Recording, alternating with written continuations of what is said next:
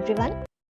In today's session, we are going to discuss about the biodiversity and conservation aspects of the environment section of our syllabus. So let's begin our discussion. Now, first of all, let's understand that what do you understand by biodiversity? What do you mean by the term biodiversity? Now, biodiversity is the number and variety of organisms found within a specified geographic region. So this will include both the number and the variety of organisms found within a specific region. So number would include, for example, there are 10 tigers in region X, whereas there are 20 tigers in region Y. So therefore, the number of the species and variety of the species. So for example, in region X, tiger, deer, and swan are the existing species, whereas in the region Y, tiger, elephant, rhinoceros, lion, leopard, etc. are present. So therefore, the region Y will be termed as having more biodiversity as compared to region X. So therefore, both the number and variety of species or the organisms matter. We can also refer it to as the variety of plants, animals, and microorganisms, the genes they contain, and the ecosystem they form. This all encompass the biodiversity of a region. It relates to the variability among living organisms on Earth, including the variability within the species and between the species, and within the ecosystems and between the ecosystems. So this encompasses the biodiversity of a region. Now, biodiversity can be discussed at 3 levels. What are these 3 levels? These 3 levels are the genetic diversity, the species diversity, and the ecosystem diversity. So the biodiversity can be studied in these following 3 aspects. Now, first of all, what do you understand by the genetic diversity? Now, genetic biodiversity refers to the variation of genes within the species. Okay. So as there is variation of genes within the species, we will refer to as genetic biodiversity. And what do you understand by the species? The group of individual organisms having certain similarities in their physical characteristics. They are referred to as species, and variation of genes in the species is referred to as genetic biodiversity. Now, genetic biodiversity is very essential for healthy breeding of population of species. So this is a first example of biodiversity, first category of biodiversity, that is the genetic biodiversity. Now, second biodiversity category is the species diversity. That is, it refers to variety of species. It relates to number of species in a defined area. Okay. So this can be measured through which of the components? Through its richness, through its abundance, and some areas are more rich in species which compared to the other areas. And some areas which are having more richness in species are called as biodiversity hotspots. So for example, there are different species of animals like deer, like lion, like tigers, etc. So we will call this as abundance. And more numbers are present. So we will call this as abundance and richness of species in particular areas. And if there is more abundance and richness, according to a particular criteria, we will call them as biodiversity hotspots, which we will discuss later. Then third category is the ecosystem diversity. So the ecosystem diversity means the broad differences between ecosystem types and diversity of habitats and ecological processes which occurs between each ecosystems. This gives the ecosystem diversity.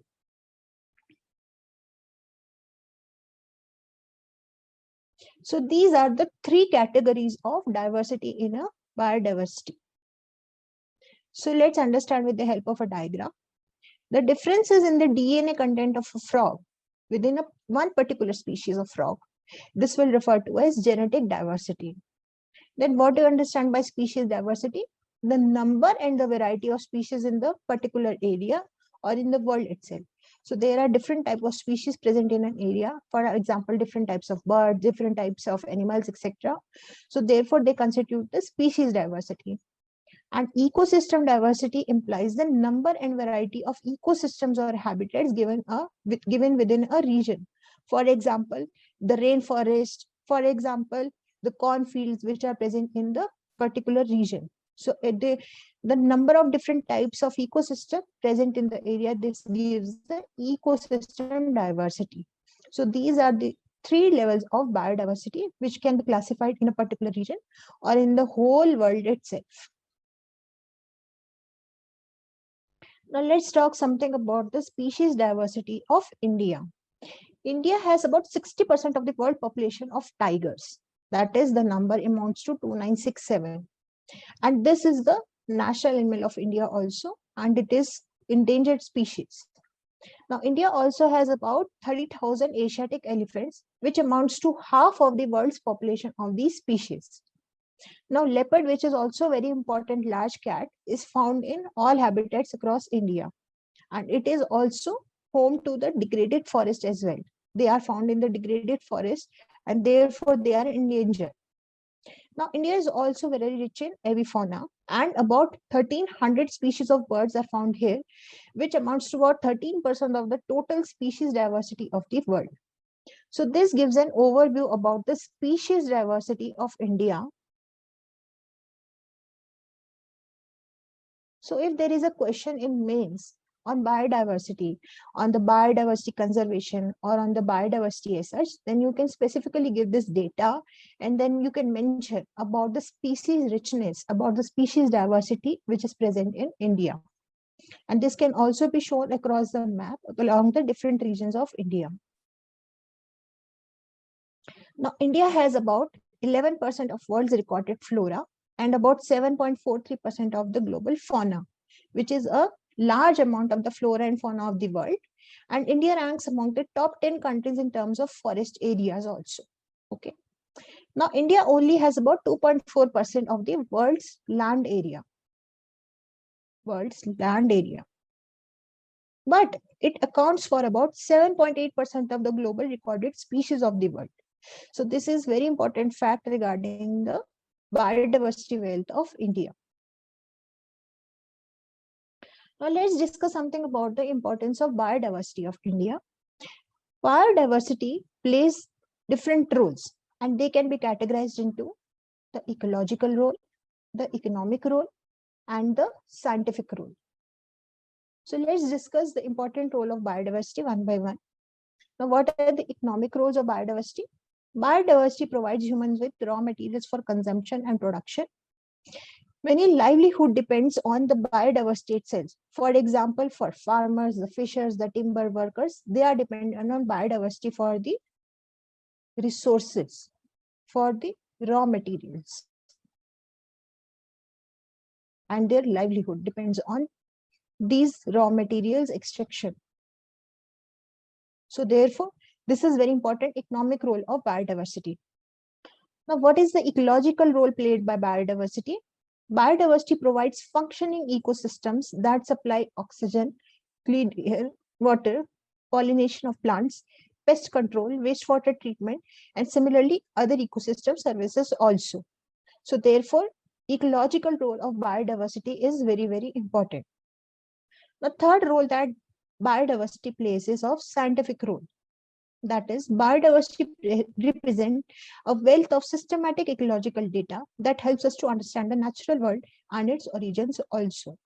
So these are the importance of biodiversity across the economic, ecological, and scientific roles.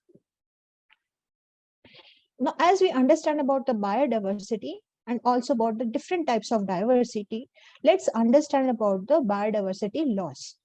What do you understand by biodiversity loss? What are the threats to biodiversity? Now, biodiversity loss is also called as loss of biodiversity, which implies a decrease in biodiversity within a species, within an ecosystem, or within a given geographic area, or even Earth as a whole. So therefore, wherever there is loss of biodiversity within a species or ecosystem or geographic area or earth as a whole, we refer this to as a biodiversity loss.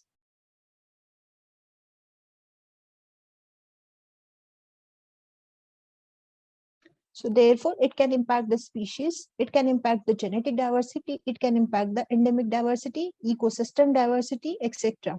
So if these are impacted, we can specify this as biodiversity loss. Now it can be temporary or it can be permanent also. Okay, so permanent biodiversity loss would mean, for example, extinction of a particular species, like a dodo. So if there is extinction of a species, then we will refer to as permanent loss of biodiversity. Whereas it can be temporary also. For example, if the species of particular animal, they have declined very much in number, so that will amount to temporary loss of biodiversity. And temporary loss is reversible, whereas permanent loss is non-reversible. And therefore, the reversible loss through ecological restoration, ecological resilience, or effectively permanent, example through land loss. Now, the global extinction is being driven by human activities, that is the anthropogenic activities, which overreach beyond the planetary boundaries as a part of the Anthropocene and has been proven to be irreversible. So, for example, even in nature, even due to the natural phenomena, there is biodiversity loss. But that biodiversity loss is reversible. But the biodiversity loss due to the human activities, due to the anthropogenic activities, that is irreversible. And that has been proved to be causing a permanent damage to biodiversity. Now, this is an infographic which is showing the number of the loss of biodiversity. And we are in the sixth mass extinction, that is the Anthropocene. So, worldwide, they are estimated to be about 11.3 million species. These are estimated number of species. And therefore, the number of new species which are threatened, they are amounted to about 16,956.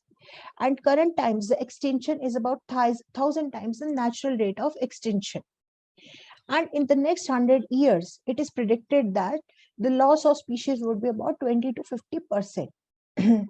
So therefore, we can see that the amount of extinction, the amount of the biodiversity loss is very high. And here the case study of Australia has been given.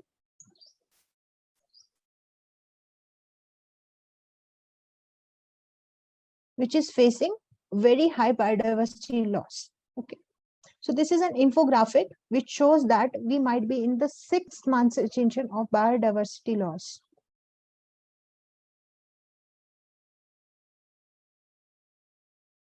And which can be termed as Anthropocene. Now, what are the reasons for biodiversity loss? There are 5 major threats to biodiversity. The first is habitat loss and degradation. The second is pollution. Third is species overexploitation.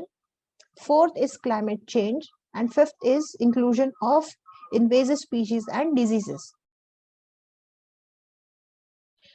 So, because of the alteration and loss of habitats, what is happening? The transformation of natural areas determines not only the loss of the of the species, but also decrease in the animal species associated with them. We will discuss this with the help of example. For example, the hunters have killed almost 3,000 Purian orangutans between 1971 and 2011. And there have been large clearance of the tropical forest in Indonesia and Malaysia for oil palm. So this has resulted in the species loss of orangutans. So therefore, because of the loss of habitats, there has been loss of species of orangutans from Indonesia and Malaysia. Then because of the introduction of exotic species and genetically modified organisms, what has happened? That because of the introduction of such species, this has impacted the native species of which were present in that particular region. So for example, in Madagascar, the freshwater fish fauna of the island nation of Madagascar had extremely high levels of endemism. And 14 of its 23 genera were found nowhere else in the world. But what has happened? Because of the introduction of other freshwater species, the native fish have suffered and they are on the verge of extinction because the fishes introduced have dominated the freshwater habitat species of fishes which are present, and they have been completely replacing the native species. And the other reasons for biodiversity loss includes pollution, also because of the climate change, because it endangers the species that have adopted to the native regions, and therefore the climate change has been impacting those particular species. And definitely the over exploitation of resources, for example, fishing unsustainably, unsustainable tourism practices, etc. These have also resulted in the biodiversity loss. Now let's discuss some of the important case studies which will show us the biodiversity loss across the world. So first case study is that of Mediterranean Sea, that is species of Posidonia oceanea. Now Posidonia oceanea is an endemic marine plant in the Mediterranean that forms submerged seagrass meadows on the sandy bottom. And they are very fundamental part of the component of the component of the equilibrium of the richness of the sea coast environment. So Posidonia oceanea is a marine plant which is found in Mediterranean. We will refer this to as Posidonia oceanea, that is PO. Now PO is highly important because 1 square meter of seagrass meadows can produce 10 to 15 liters of oxygen per day. Then also meadows is an important habitat for biological species, both for animals and plants, because many animals find food enter here. Then third, importantly, it protects the sea coast with stability, acting as a protection from sea currents and waves. Now, these are some of the important environmental values of PO. But now what is happening? That PO is threatened because of the unsustainable fishing practices with bottom trawling nets that tear away the plants, leaving the subsoil uncovered. And therefore, the recolonization of these plants become difficult. So PO is threatened in Mediterranean region because of the unsustainable fishing practices that have been taking place in the particular region. So this is the first case study of biodiversity loss. Then second case study of biodiversity loss is of the coral bleaching. How corals are being lost? Corals are being lost along the Great Barrier Reef of Australia. So this is the Great Barrier Reef region of Australia.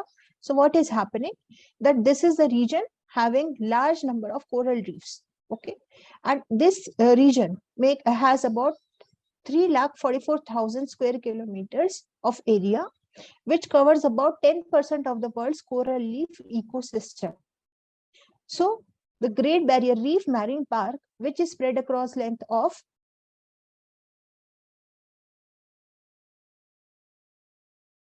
So secondly, let's discuss the case study of the coral bleaching across the Great Barrier Reef of Australia and the biodiversity loss there.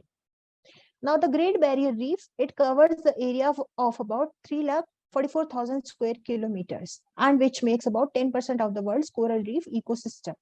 And it is spread across a length of about 2,300 kilometers, which is roughly equal to the size of Italy also. It has large number of islands, different type of coral species present across the Great Barrier Reef. Now, because of the bleaching events which have occurred across the years, for example, 1980, 82, 2002, 2006, and especially recently in 2017 and 2020. So what has happened? Severe coral bleaching is occurring in these areas across the Great Barrier Reef. So what is happening? This is leading to degradation of coral reefs. Now in 2020, what happened? The third major bleaching event has occurred, which is the one across the past 5 years, and it has caused severe and widespread damage. Now, what has happened?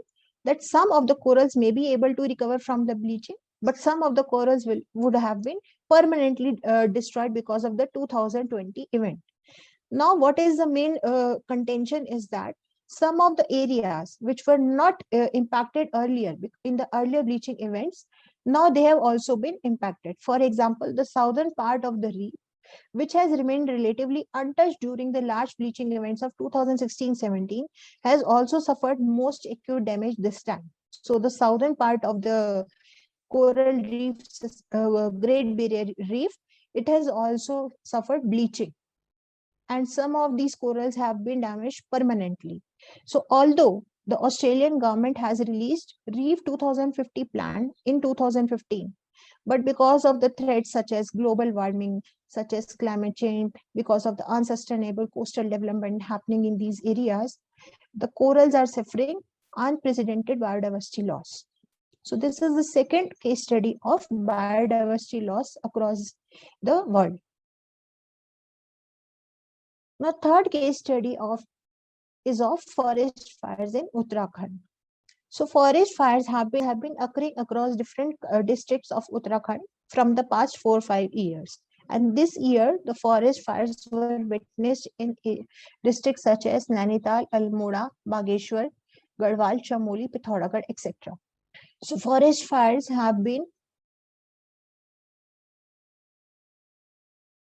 witnessed across different districts in Uttarakhand in the year 2020. Now the forest fires have become increasingly more precedented because of the reason of lower precipitation,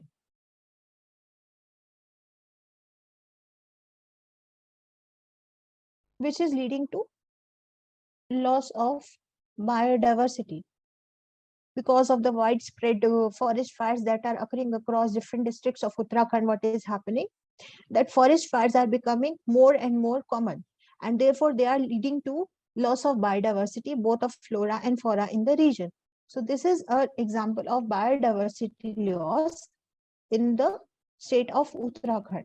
And in the infographic, you can see that all over India, what is the spread of forest fires across different classes of forest, that is less dense, moderate, high, and very high. So what is the fire proneness, forest fire proneness? And in Uttarakhand, about 67% of the forest, that is less dense forest, and about 21.66% of moderately dense forests are prone to forest fire. And therefore, this is a major case study of biodiversity loss of Uttarakhand state. So it is not only leading to loss of biodiversity, but it is also leading to loss of wildlife habitat and depletion of wildlife in the state of Uttarakhand. And this is also leading to reduction in forest cover of state.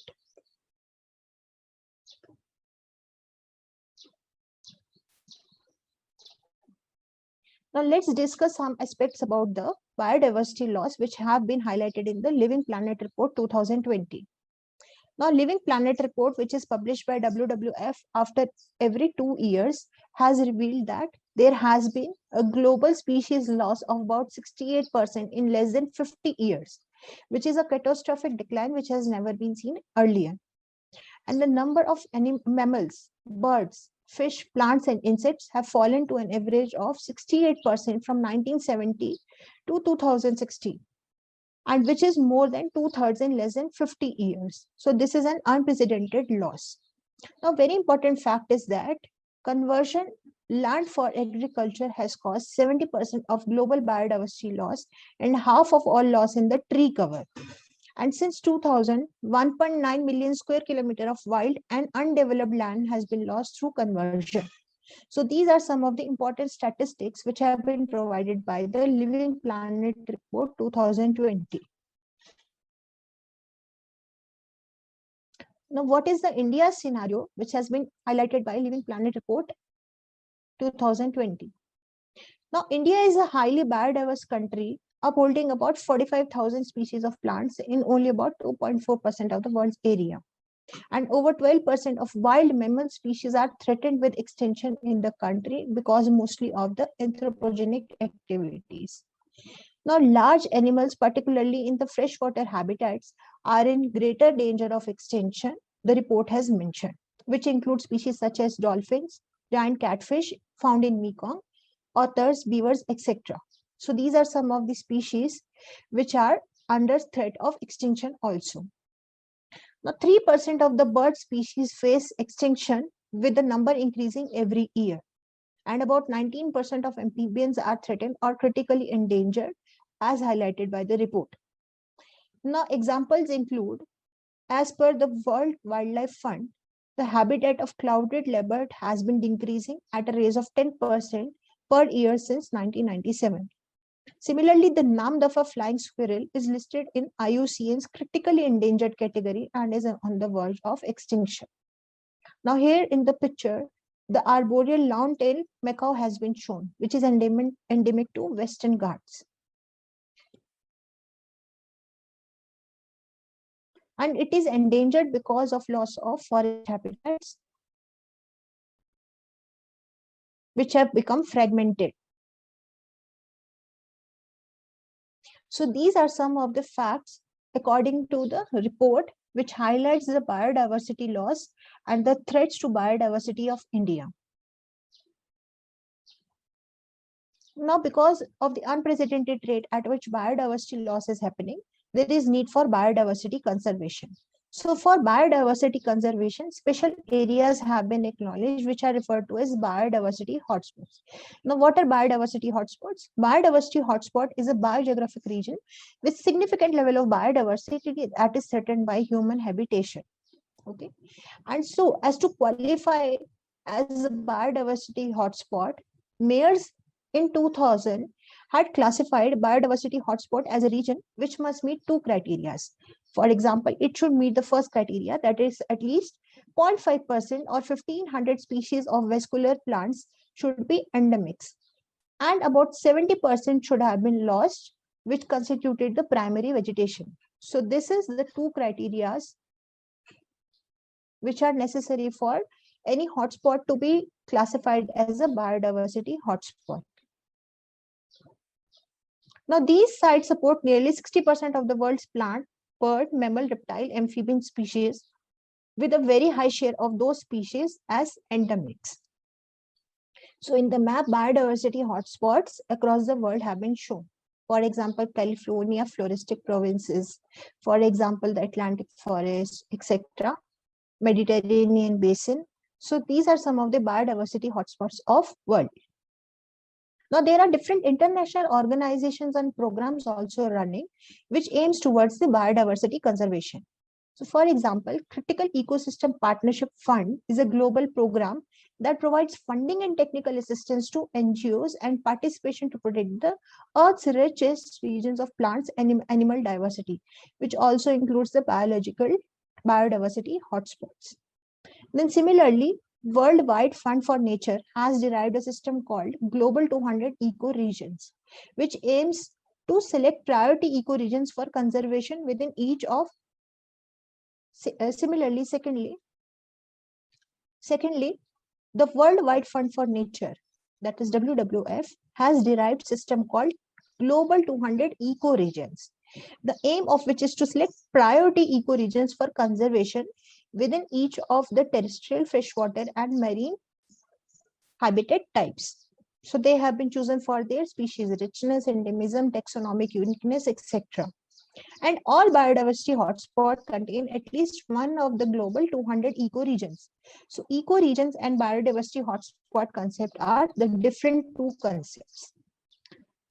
Then BirdLife International has also identified 218 endemic bird areas, each of which hold more than one or two bird species which have been found nowhere else. And BirdLife International has identified almost 11,000 important bird areas all over the world. Then Plant Life International also coordinates with organizations of the world, which aims toward protecting the important plant areas. Then last important organization which is working towards biodiversity conservation is Alliance for Zero Extinction. which is an initiative of many scientific organizations and conservation groups who cooperate to focus on the most threatened endemic species of the world. And they have about 600 sites, including many bird life important bird areas. So these are some of the important organizations and programs which are working towards the biodiversity conservation. Now, there are different conventions also which aims towards the biodiversity conservation, which includes the CBD, the CMS, the CITES, etc. Then there are also conventions such as Ramsar Convention, which specifically aims towards conservation of wetlands. The World Heritage Convention and the International Plant Protection Convention, the International Whaling Commission, which aims to protect the whale species. So these are some of the important conventions which aims towards the conservation of biodiversity.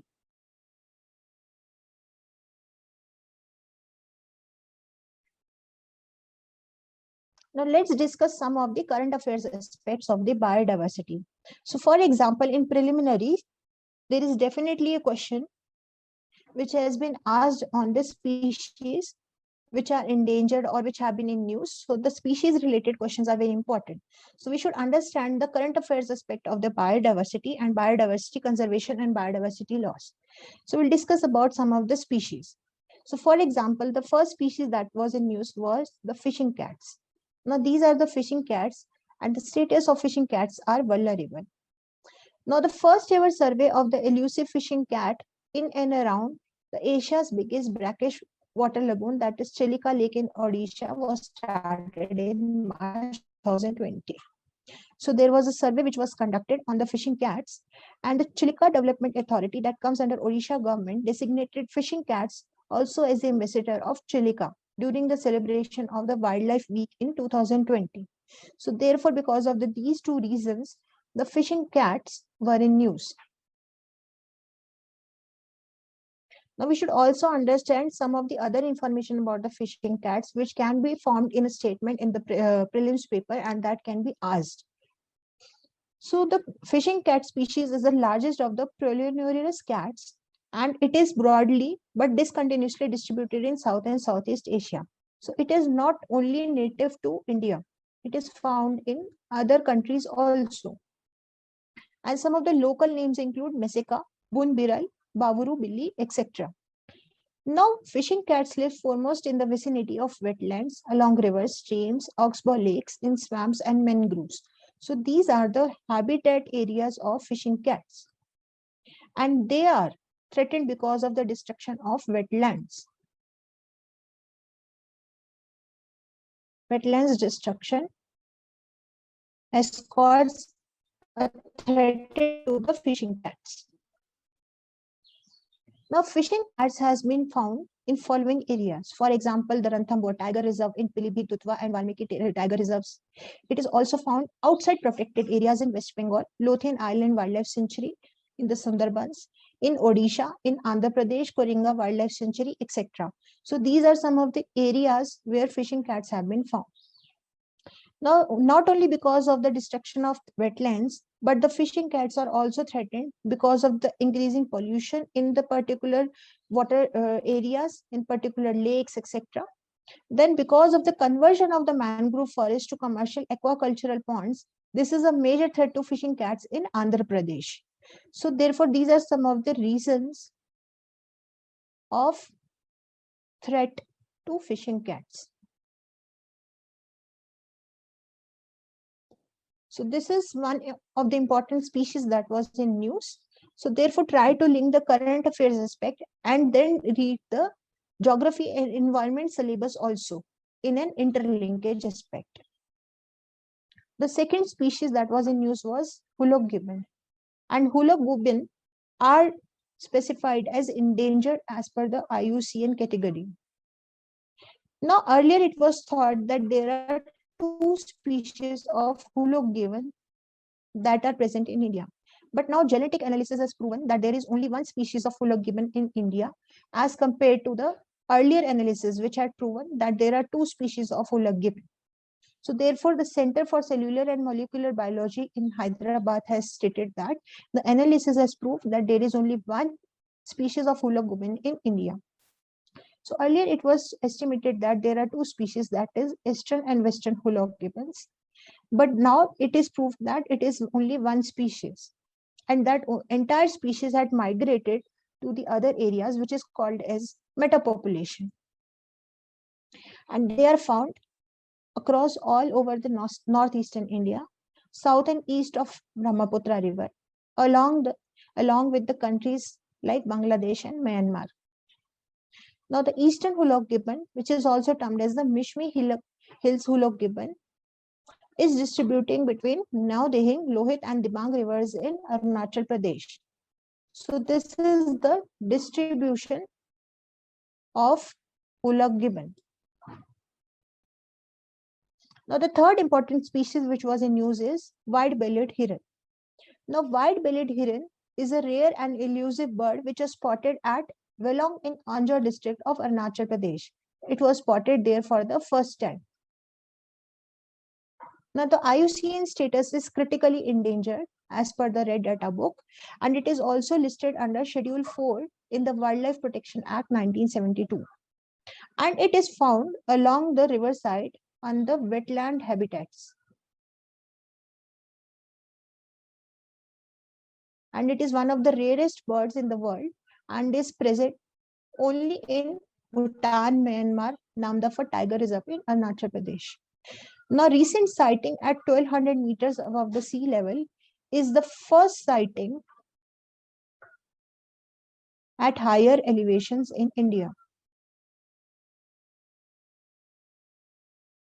So therefore, this species was in news, and this also becomes important for prelims in this year paper. So therefore, whenever you try to read some of the species which have been in news and try to relate it with current affairs, also try to read some other static portion about that, some facts, some data about that species.